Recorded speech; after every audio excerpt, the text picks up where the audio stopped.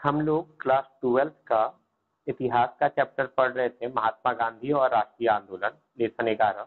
इसमें हम लोग 3 पार्ट तक पढ़ चुके थे, जिसमें पेज नंबर 20 तक हो चुका था। आज उसके आगे से हम लोग पढ़ेंगे कि इसमें और क्या क्या चीज बचा हुआ है।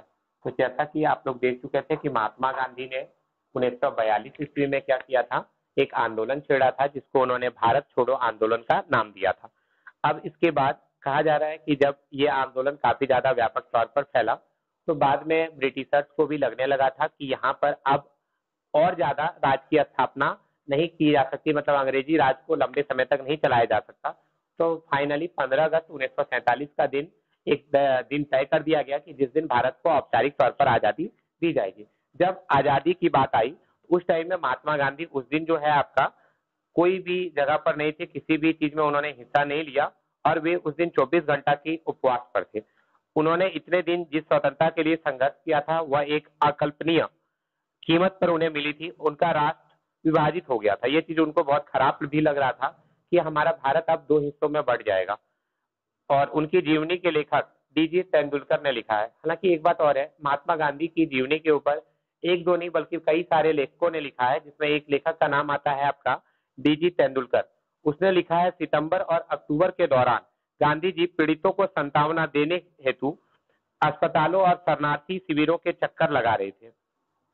अब आता है उनके जीवनी लेखक डीजी तेंदुलकर ने कहा कि भैया वे जो है बहुत ज्यादा हर जगह पीड़ितों को सांत्वना देने की बात कर रहे थे। उन्होंने सिखों, हिंदुओं और मुसलमानों से आह्वान भी किया कि वे अतीत को भुलाकर अपनी पीड़ा पर ध्यान देने की बजाय एक दूसरे के प्रति भाईचारे का हाथ बढ़ाने और शांति से रहने का संकल्प लें। गांधी जी और नेहरू के आग्रह पर कांग्रेस ने अल्पसंख्यकों के अधिकार का एक प्रस्ताव पारित कर दिया। कांग्रेस ने कभी भी द्विराष्ट्र सिद्धांत को स्वीकार नहीं किया। द्विराष्ट्र मतलब कि भारत देश 2 पार्ट में बढ़ जाएगा, हिंदुस्तान पाकिस्तान। जब उसे अपनी इच्छा के विरुद्ध बंटवारे पर मंजूरी देनी पड़ी, तो भी उनका दृढ़ विश्वास था कि भैया भारत बहुत सारे धर्मों और बहुत सारी नस्लों का देश है और उसको ऐसे ही बनाकर रखा जाए। पाकिस्तान में हालत चाहे जो भी रहे, लेकिन भारत एक लोकतांत्रिक धर्मनिरपेक्ष राष्ट्र होगा जहां सभी नागरिकों को पूर्ण अधिकार प्राप्त होंगे और धर्म के आधार पर भेदभाव नहीं किया जाएगा। बहुत सारे विद्वानों ने स्वतंत्रता बाद के महीनों को गांधी जी के जीवन का श्रेष्ठतम क्षण कहा है। बंगाल में शांति स्थापना के लिए अभियान चलाने के लिए उसके बाद वे गांधी जी दिल्ली आ गए। देखो, 15 अगस्त 1947 को भारत को स्वतंत्रता तो मिल गई थी, लेकिन उसके बाद भी क्या हुआ, मुस्लिम और हिंदुओं में लड़ाई झगड़ा बहुत ज्यादा हो रहा था, जिसके कारण गांधी जी शांति स्थापना की बात करते हैं। लेकिन राजधानी में ही शरणार्थियों की आपत्तियों के कारण उनकी सभा अस्त व्यस्त होने लगी। बहुत सारे शरणार्थियों को उनकी सभाओं में कुरान की आयतों की पढ़ने की प्रथा पर आपत्ति थी। मतलब देखो, महात्मा गांधी क्या कर रहे थे, मुस्लिमों को मिलाने के लिए उनकी कुरान की आयत पढ़ रहे थे, जिसके कारण हिंदुओं को तकलीफ हो गया कि भाई तुम काहे पढ़ोगे कुरान का आयत। कई लोग इस बात पर भी नारे लगाते थे कि गांधी जी उन हिंदुओं और सिखों की पीड़ा के बारे में बात क्यों नहीं करते जो अभी भी पाकिस्तान में फंसे, क्योंकि पाकिस्तान में भी बहुत सारे हिंदू और सिख भी फंसे हुए थे। डीजी तेंदुलकर के शब्दों में, गांधी जी पाकिस्तान में भी अल्पसंख्यक समुदाय के कष्टों के बारे में समान रूप से चिंतित थे, उन्हें राहत प्रदान करने के लिए भी जाना चाहते थे, लेकिन वहां वे किस मुंह से जा सकते थे, क्योंकि जब दिल्ली में वे मुसलमानों का ही सुरक्षा नहीं कर पाते तो पाकिस्तान में जाकर के क्या खास हिंदू की सुरक्षा करेंगे। इसी कारण से वे नहीं जा रहे थे। 20 जनवरी को भी गांधी जी के ऊपर हमला हुआ था, ध्यान रखिएगा, कितना तारीख, 20 जनवरी को। 26 तारीख को उन्होंने अपनी प्रार्थना सभा में जिक्र किया कि बीते साल इस दिन 26 जनवरी को किस तरह स्वतंत्रता दिवस के रूप में मनाया जाता था। अब स्वतंत्रता मिल चुकी थी और लेकिन उसके शुरुआती महीने तो महात्मा गांधी 26 जनवरी की बात भी बताए, लेकिन कहा कि अब तो हो चुका है, स्वतंत्रता मिल चुकी है, लेकिन उसके शुरुआती महीने गहरे तौर पर मोहभंग वाले साबित हुए। फिर भी उनको विश्वास था कि भारत के लोग सभी वर्गों की समानता के साथ काम करेंगे। तो ये सब बातें की गई थी। यद्यपि भौगोलिक और राजनीतिक रूप से भारत 2 भागों में बढ़ चुका है, लेकिन हृदय से हम लोग क्या रहेंगे, सदैव मित्र रहेंगे और भाई भाई रहेंगे, एक दूसरे को मदद और सम्मान देते रहेंगे। और गांधी जी ने स्वतंत्र और अखंड भारत के लिए जीवन भर युद्ध लड़ा। फिर भी जब देश विभाजित हो गया तो वे चाहते थे कि दोनों देश के बीच संबंध हमेशा अच्छा रहे।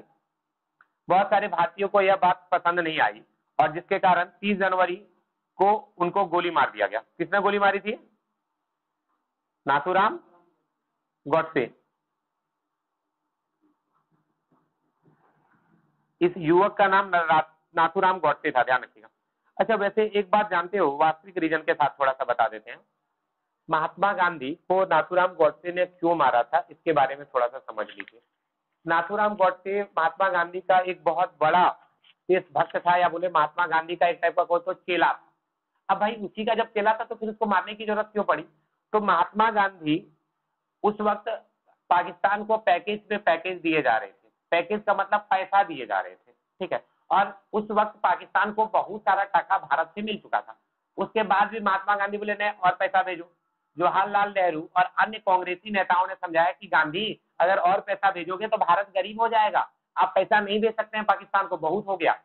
ये बोले नहीं, तुमको पैसा भेजना पड़ेगा, नहीं भेजेगा हम कुछ नहीं, हम उपास करेंगे, मोड़ जाएंगे भूखे। अब इसको कितना समझाए, बात मानवे नहीं करे। जवाहरलाल नेहरू बोले कि ठीक है लो भेजते चलते हैं। अब नाथूराम गोडसे को बात पता चला कि महात्मा गांधी बहुत अच्छा काम किया, लेकिन अब इसका थोड़ा सा शायद कुछ हो गया है, जिसके कारण एक खाली पैसा पाकिस्तान नहीं भेज रहा है, हम लोग तो भूखे मर जाएंगे। इसके कारण ये क्या किया, उसका एक बड़ा सा फोटो टांगा अपना घरवा में, और 1 तारीख से लेकर के रोज गोली मारते रहा उसका फोटो के ऊपर। 30वां दिन गया, अब उसको एकदम करेजा चौड़ा हो गया कि आप जाके महात्मा गांधी को सामने से मार देंगे। तब 30 जनवरी 1948 के दिन नाथूराम गॉडसे गया। वो उस वक्त प्रार्थना सभा में जा रहे थे, 7 साढ़े 7 बजे का टाइम था। उसी टाइम में महात्मा गांधी के ऊपर उसने गोली चला दी और महात्मा गांधी की मृत्यु हो गई। बात समझ में आ गई ना? तो इसके पीछे का मुख्य कारण यही था कि महात्मा गांधी पाकिस्तान की बहुत ज्यादा मदद कर रहे थे, और यह बात अब बहुत सारे लोगों को पसंद नहीं आ रही थी। चलिए अब आगे बढ़ते हैं। तो गांधी जी की मृत्यु से हालांकि पूरे भारत में ही नहीं बल्कि विश्व में शोक की लहर दौड़ गई, क्योंकि महात्मा गांधी सिर्फ भारत के ही नेता नहीं माने जाते हैं बल्कि पूरे विश्व के नेता माने जाते हैं।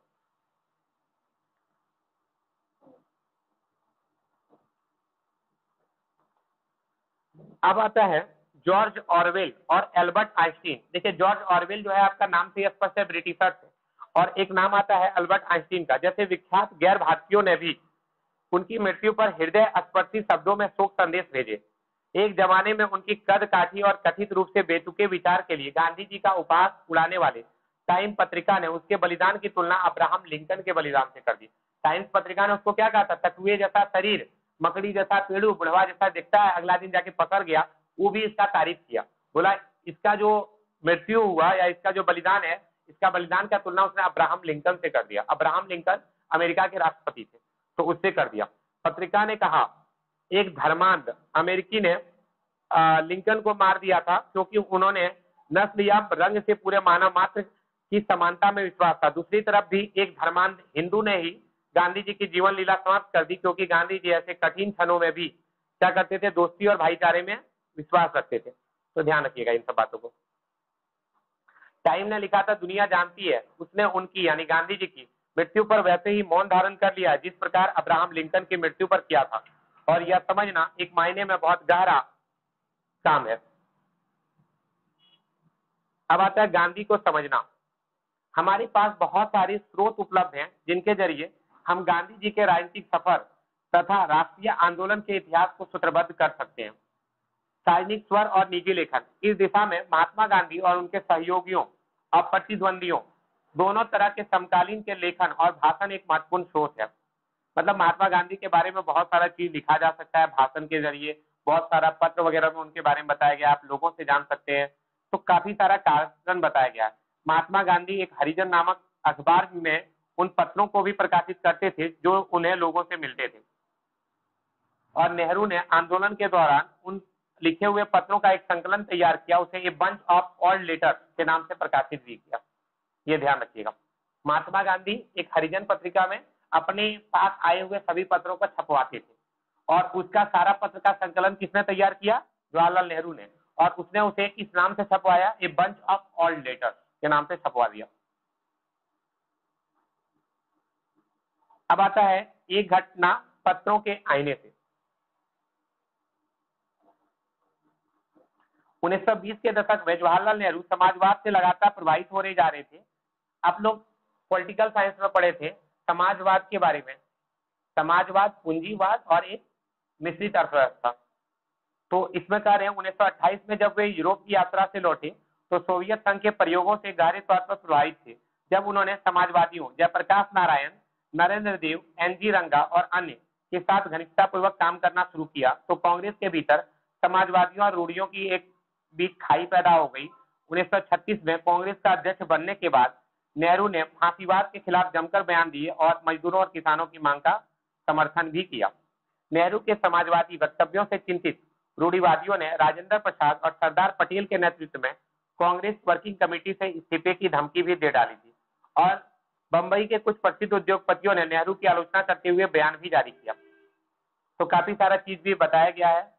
तो ये सब पत्र का कुछ अंश इसमें दिया हुआ है। ये सारा पत्र का अंश जो है आप लोग खुद से पढ़ लीजिएगा, मैं इन पत्रों को नहीं पढ़ूंगा क्योंकि इससे क्वेश्चन बहुत कम बनता है। अब आता है छवि घटना।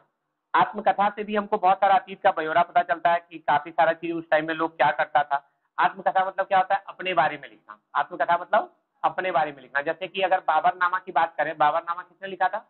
बाबर ने लिखा था, तो वो आत्मकथा है। अगर दूसरे के द्वारा लिखवाएंगे तब आत्मकथा नहीं हो जाएगी।